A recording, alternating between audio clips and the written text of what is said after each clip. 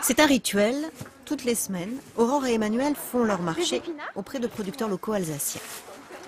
Le panier qu'on va pouvoir faire aujourd'hui, c'est 95% de fabrication alsacienne par le producteur, en direct du producteur.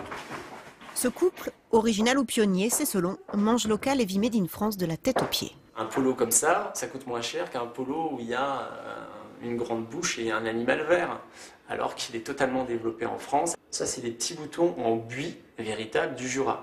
Les chaussures, elles sont lacées en lin, semelles en recyclé. C'est totalement fabriqué en France. Il y a quelques années, quand on rentrait d'un Noël, qu'on avait passé dans la région, on s'est aperçu, en ouvrant le coffre, de tout ce qu'on avait dans le coffre, tout était made in China.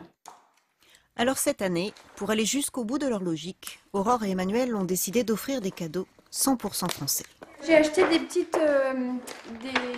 patins chaussettes de chez Berthaud Grandpied. Donc là, intégralement fabriqués en France. Donc pour la petite dont je suis marraine. Regarde, j'ai pris ça pour ton papa. Ce sont des charentaises, de Charente directement. Je tiens une comptabilité de mes cadeaux de Noël avec un tableau Excel complet. Et j'ai comparé et ça ne me coûte pas plus cher. Aurore a fait plusieurs magasins et des salons professionnels pour trouver tous ces cadeaux. Mais lorsqu'il a fallu acheter les derniers jouets pour ses enfants, la tâche s'est compliquée.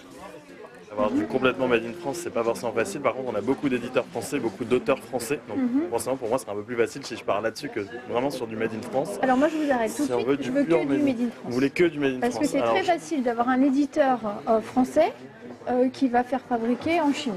L'auteur, il est de Moselle. Mais c'est fabriqué certainement en République tchèque. Et ben pour le coup, je pensais vraiment que c'était en France, je suis désolé. C'est vraiment le parcours du combattant, quoi. Ça c'est une réalité, la grosse majorité des jeux vient de Chine. Mais Aurore a fini par trouver.